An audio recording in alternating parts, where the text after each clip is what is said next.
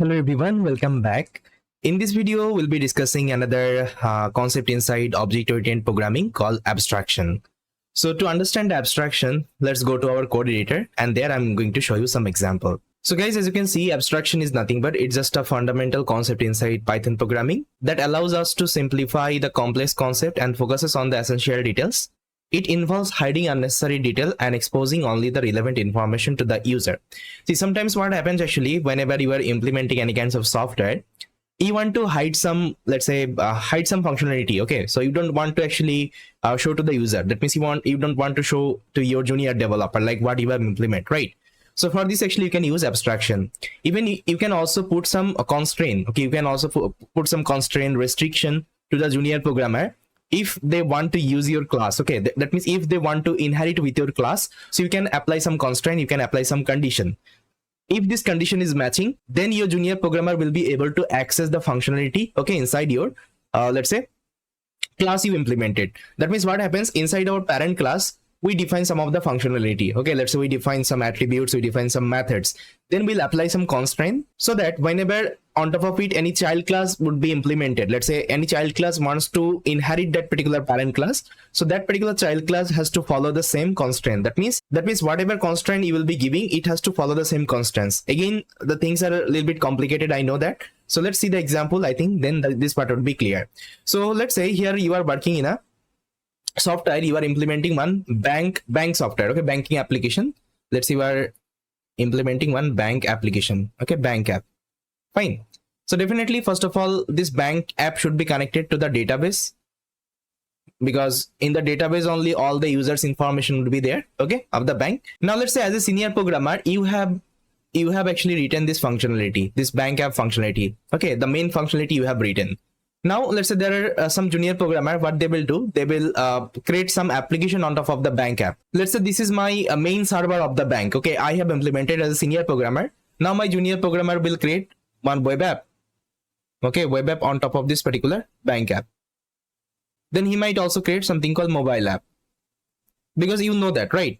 Now it is actually all the banking system having their website and mobile app, okay, and it will have one main bank server. Okay, this is what actually your senior programmer, let's say, implemented, and these two actually your junior programmer will implement. Okay, and now here you can apply some constraint as a senior programmer. If they want to access your bank app, that means main server, they want to pass one security, okay, security layer.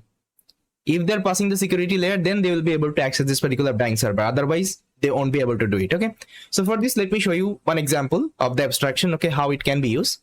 So see, if you want to use abstraction, so you have to use one class called abstraction base class, okay, and it is actually available inside one library. So you have to import that library from abc, import abc, that means abstraction base class, and you have to also import another method here called abstraction class method. No, I think abstract method. Okay, this one actually you have to import. Then let's say as a senior programmer, okay, as a senior programmer, I'll be writing the main bank server code. So let's say this is my bank server, and it would be inherited with the abstraction base class. If you want to create an abstraction class, just try to remember, guys, this is not a simple class right now. This is an abstraction based class right now. Okay, if you want to perform this abstraction concept inside OOP, you have to inherit with the ABC, that means abstraction based class, okay, of your parent class, the class actually you are implementing as a senior programmer.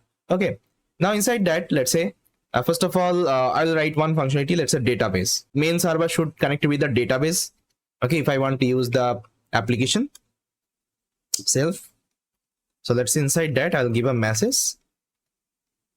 connected database. Okay, let's say this is the message I'm printing as of now. Now inside that I'll be giving the constraint to the junior programmer. So here I'll just write, if you want to access, okay, if you want to access my bank server functionality, so first of all you have to, okay, you have to pass one security. That means you should also have the security function in your code. So I will create a function called security. Inside that I'll just write security passed. Okay, now see, this is not actually simple method right now. This is a abstraction method, okay, abstract method. Okay, this is abstract method. Now see what will happen. Now if I execute the program, it will work fine. But before executing, I'm going to create another class here. Now let's say this class is implementing by the junior programmer, okay, junior programmer.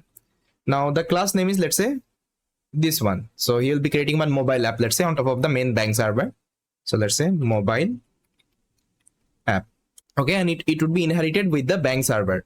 Okay, that means the parent class. And inside that, let's say he has written one function mobile login. First of all, definitely, first of all, your mobile should be logged in. So here, I'll just give a message mobile app login successful. Fine.